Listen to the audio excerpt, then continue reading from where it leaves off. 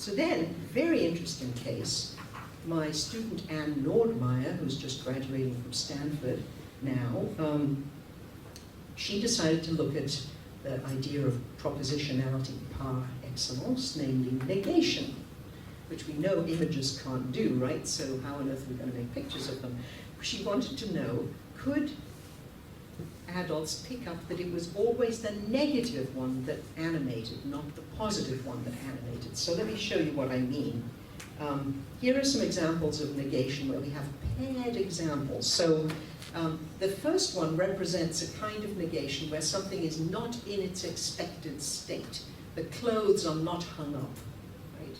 And we had a whole variety of different kinds like this. Or the fire is not lighting. Or the horse has no rider. Or she's not sawing the wood. Even though she has a saw beside her, she's not sawing wood. Notice, the only way they gain their negative property is in contrast with the positive. That's how we sort of elicited it. So we put up these examples, and you look at an example, and then the negative one will animate. But you can see the diversity of negation that is represented here, right? We were amazed that people could do it at all. But after 3 or 4 trials, adults without shadowing pick it up just like that. They look at the negative one. They look at the negative one in anticipation, not before, not when it's animating, but in anticipation. That's what's important. But when you're shadowing, no ability to pick this up. Okay. Go back to the list. We looked at a relational stimuli. So it's been argued that second-order relations are another particular province of superiority of linguistic representation. That is, you might be able to represent simple relationships, but a second-order relation might be difficult. In this case, we had the relationship downward descending from the left. Let me get through these to this. Downward descending from the left. So it was a pile of rocks, and the rule was if they go down steadily from left to right, that's a positive instance. In which case, it's actually the right-hand side is the right answer, not the left-hand side, because there's that little rock that breaks the rule on the left-hand side, right? So that's the one that would animate. And they were always different piles, different substances, and we looked to see whether people could do it. It's very non-linguistic, right? You would think you would just see it, but in fact, adults can't do it when they're shadowing. They easily do it when they're not shadowing. We looked at telicity, the linguistic concept in semantics about has the action reached a conclusion? Has it reached an end point? Does it have an end point? So let me show you some examples of telicity. The one on the left is telic because she's finished icing the cake, but she hasn't finished icing the cakes. So that's not telic. Very odd. The next one is another difference. That one is telic because the little train reaches the station. It's got a goal point. That one doesn't. It hasn't reached its goal point. The third one? Okay, that's it. So anyway, telic, you can easily do a wide range of different stimuli. You can easily understand it if you're not shadowing. You can't understand it if you're shadowing. We then tried what I thought was a control for the baby kiss adult, namely a kind of unstructured case with a white cat and a black dog, where the dogs and cats get varying, but the rule was it's every time it's a white cat and a black dog. I now see it as actually a fully structured proposition. I don't know what I was thinking, because adults can easily do it when they're not shadowing and wiped out if they're shadowing. And I couldn't even keep track when I wasn't shadowing, so it was much harder than I expected because it's arbitrary. Okay, so you might be wondering, as any good audience should, maybe shadowing wipes everything out. So let me show you what isn't wiped out by shadowing. And Nordmeyer's control was artifacts versus natural kind. She had pairs of pictures very similar physically, but one of them was an artifact and one of them was a natural kind. So it's a very abstract idea, Here are a pair, apple and a tennis ball, caterpillar and a furry sock, okay? The rule was it's the natural kind that's going to animate, and adults can do it very easily, even when they're shadowing. There's nothing relational about it. Right? It's an abstraction without a relation, one would argue. Here's another one you can do really easily, even when you're shadowing. We made a prototype of a face. We made a Jones family and a Smith family. So the Jones family were all morphed from a single face, but there was nothing singular in common among all the Jones family. And the Smith family, likewise, they were morphed by changing the features of a single face. So they had a family resemblance, but there was no single feature that united all the Smiths. And we animated, I think, the Jones. I think the Jones just animated. Here's another one. I think it's going to animate. Has it changed? I can't even tell the difference. I didn't. Okay, there's it. There's another pair that are different, but that's the one that animates. Adults can do this very easily if they're shadowing at the same time. It's got nothing relational. It's a prototype structure of a visual domain. And face perception might indeed be special. We need to do a control. Can adults always do something without shadowing? Here's a couple of cases that they can't do even when they're not shadowing.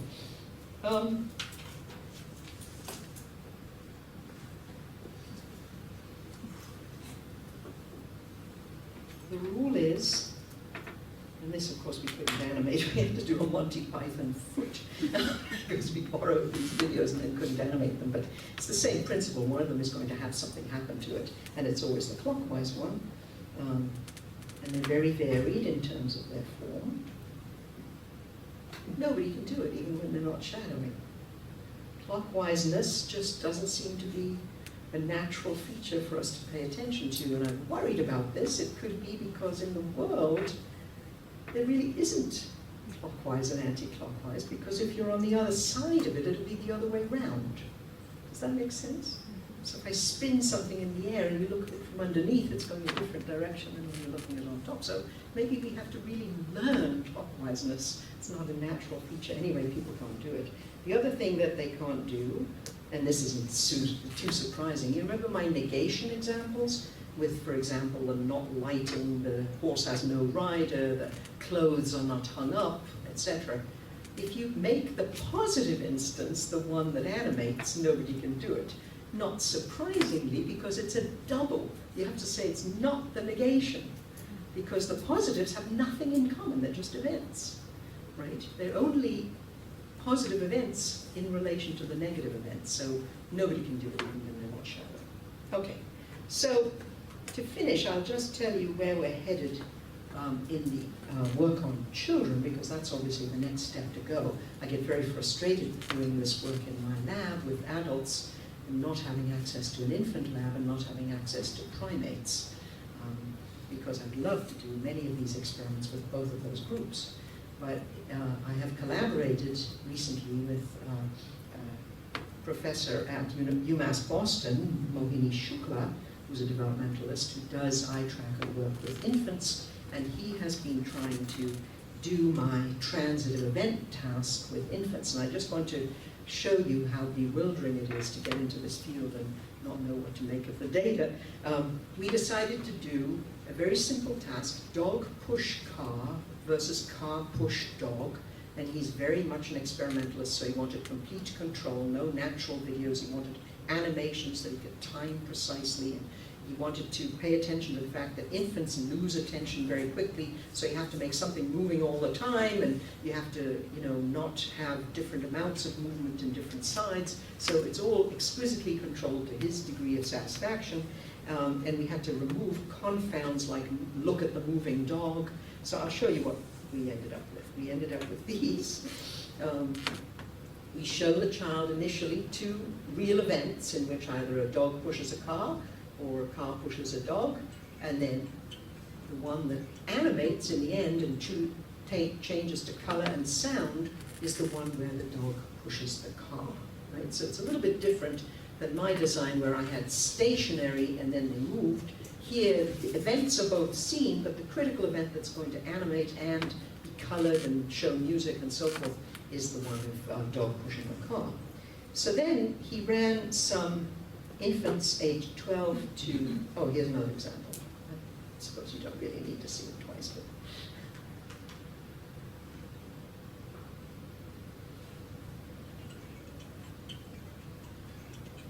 Obviously they changed sides, we have everything counterbalanced. All right. Here we go.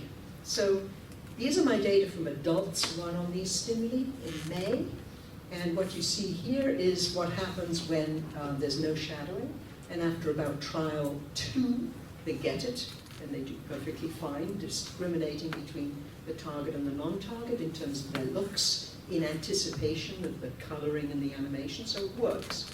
And this is what happens in shadowing. Those are not significant differences. There's huge amounts of variance, and with shadowing it's disrupted, just as in my other examples. So we know that task works with adults.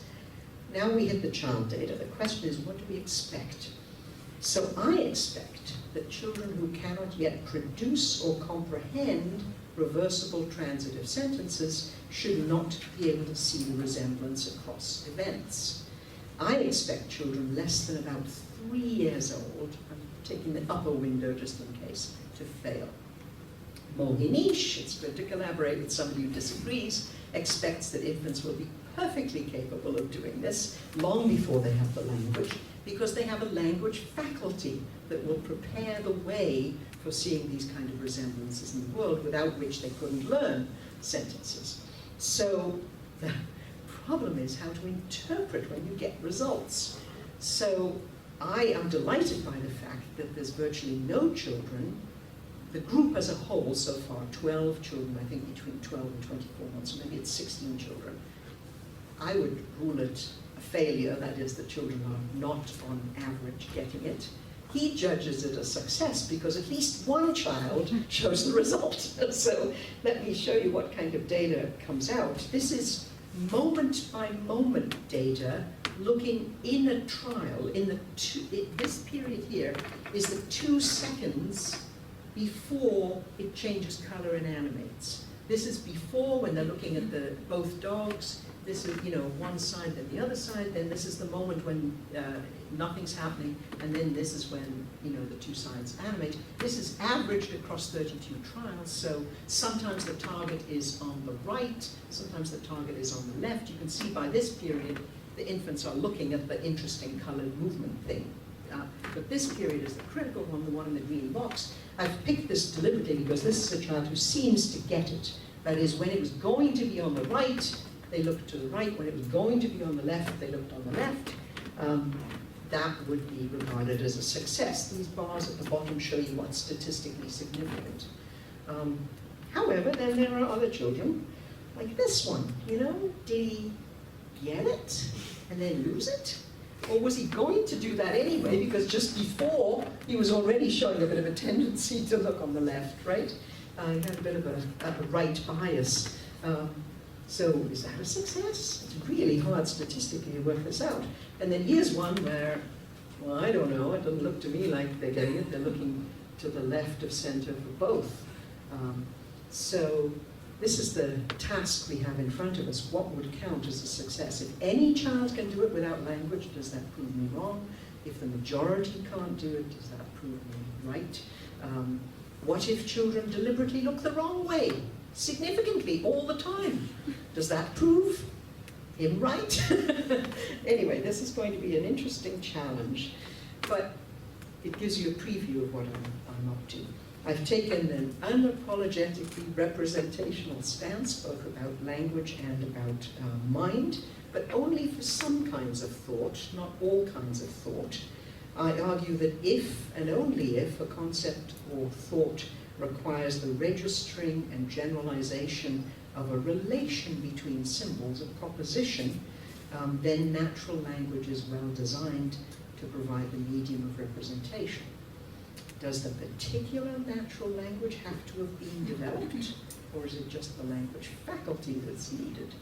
And this is why the infant experiments are so important, and obviously anybody who has access to primates, I will be knocking at your door, and I'm not sure this is a crowd that works with primates very much. Anyway, thank you very much.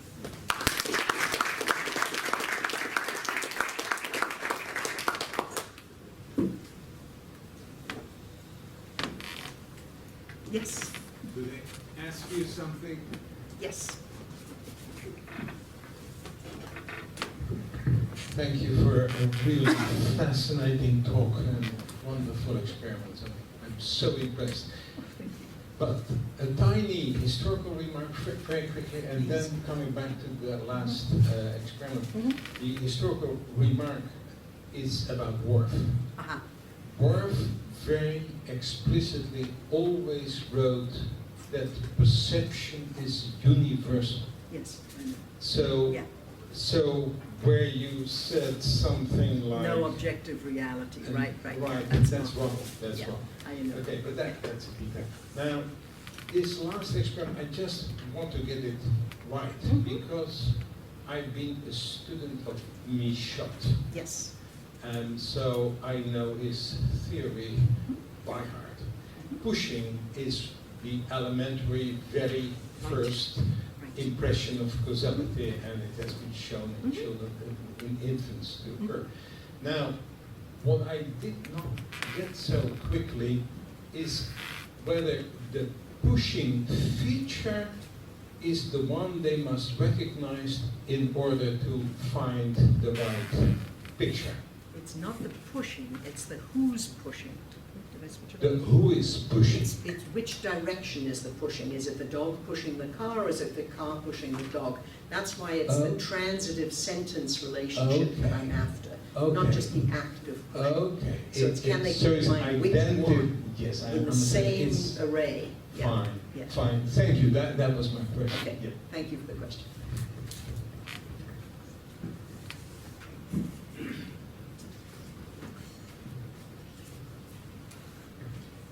So some people might say that face recognition is relational, especially in your faces that don't have specific identifiers. Right, right. I think it's relational in a different way. It's configurational, but not necessarily relational. That's why I've struggled to understand this. There's an interesting paper by, I'm trying to remember the two authors, Jung and somebody, and it just came out in the last couple of years, and they made the argument that it was sort of it came out at the same time as my student was doing her thesis on the relational stimuli, the rocks that were going down, and they made the argument that language was needed, or language would disrupt, shadowing language would disrupt relational stimuli, but not featural stimuli.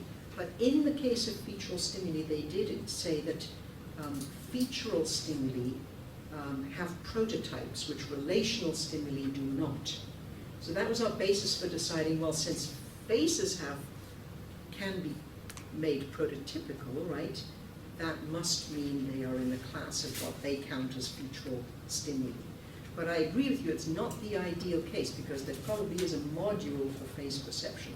What we're going to do this for is use a more neutral case of houses, because houses we could arrange to have, for example, windows descending from the left, or we could make prototypes of a house much as you could make prototypes of a face, and we want to pit one against the other, see if one is learnable under shadowing and one isn't. And if I could ask one more question, I was just wondering about your predictions about two other tasks.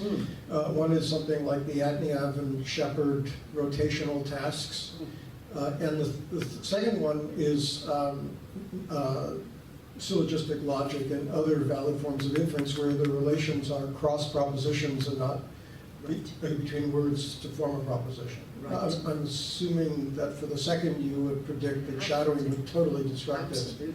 Absolutely. If we could think of a non-verbal way to test it, that's always the trick.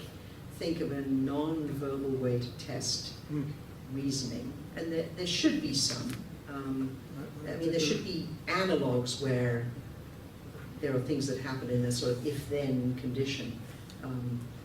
that you can see, but you would have to use your language to mediate. That would be the prediction. And rotational? I don't know what to make. I mean, I feel like I use language when I'm solving those Shepherd and Metzger tasks, but in principle it should be possible to do without.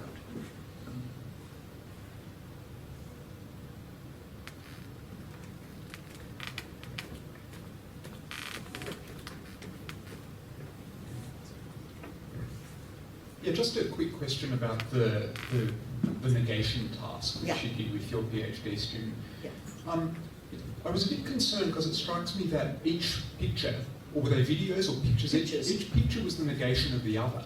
That's right, So- that was right. So it's not clear that there's a single one which should count as the negative example which gets the differential response. Well, the way it works is we have 30 stimuli, 30 pairs that happen. And so the 30 pairs vary. You know, they vary from non-existence to not working. You know, everyone is different in the 30 set. And so the rule is it's always the negative one of the pair that will animate, right? Okay, my point is that which counts as the negative is not entirely clear. The riderless horse, the riderless. The riderless horse could be considered a free horse. I know. So isn't there an interpretive... There is, and we worried about that. I mean, it's a lamp that's on and a lamp that's off. Why is the lamp that's on not the one that's not off, right? I mean, this is what we worried about, but amazingly, adults agreed in the sense that the ones we chose, they chose, right?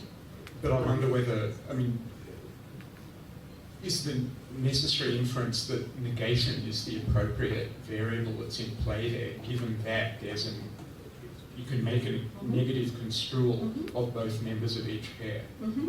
Well, it's hard to know what else would unite them. That's the thing. I mean, I agree with you that, especially with the things where it's on versus off, or working, not working, there is a matter of opinion about which one counts as the negative. I mean, the sawing, not sawing is kind of, well, she's not refusing to work. I mean, the point is, when we did the experiment with the positive instances, people could see no resemblance among them, right?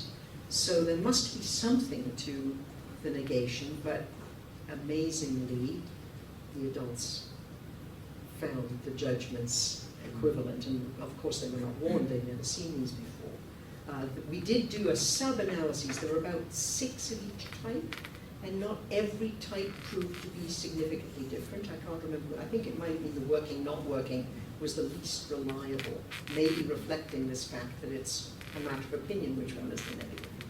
But it was enough, you know, the set as a whole was enough to give us the result. Thanks. Last question?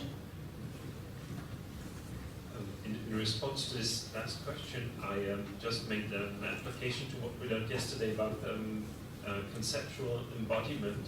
I think it should be relatively natural to choose a lamp being on to be the positive instance, because if you don't conceive of the lamp as a set of features that can be on and off, but as a thing that lights, that it has been made to light up. Okay. And you can see the lit up state as a positive one, and when it doesn't do what it's been made for, it's negative.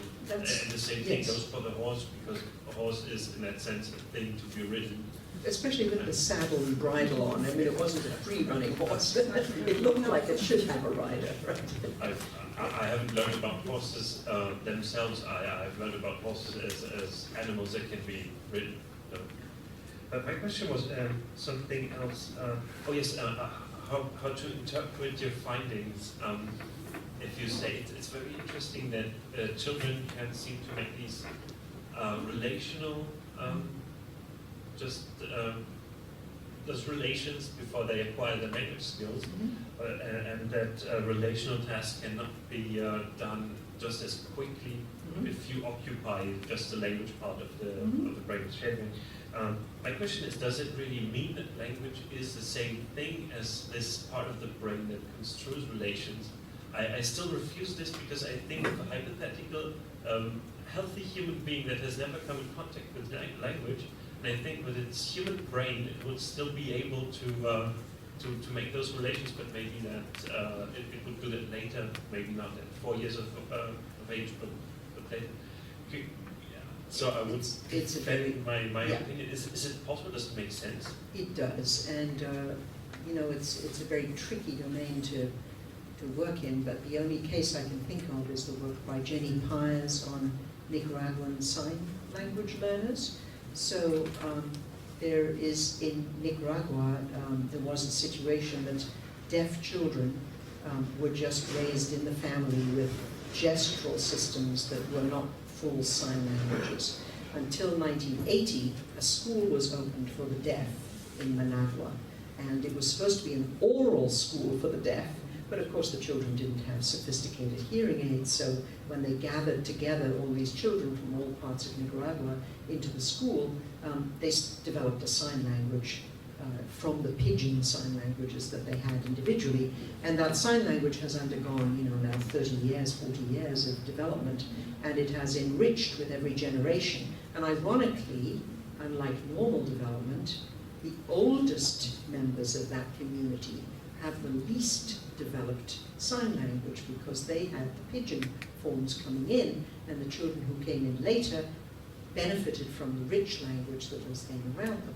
So she went back to Nicaragua to do a study of theory of mind development in adults in Nicaragua who had the imperfect linguistic form of sign, and she found them failing theory of mind tasks in their 20s.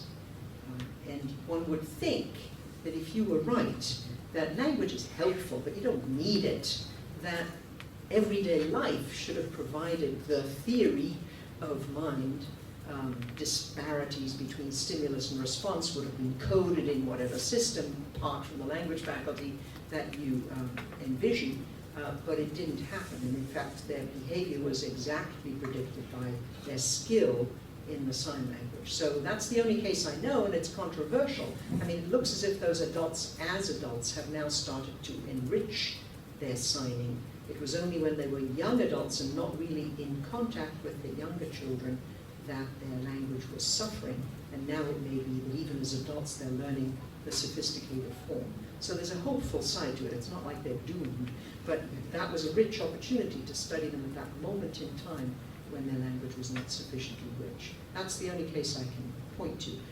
The Piraha and the number case is the other one, but It's an amazing example. It's just, yeah, thank you. hard to process. Okay, thank you. Thanks.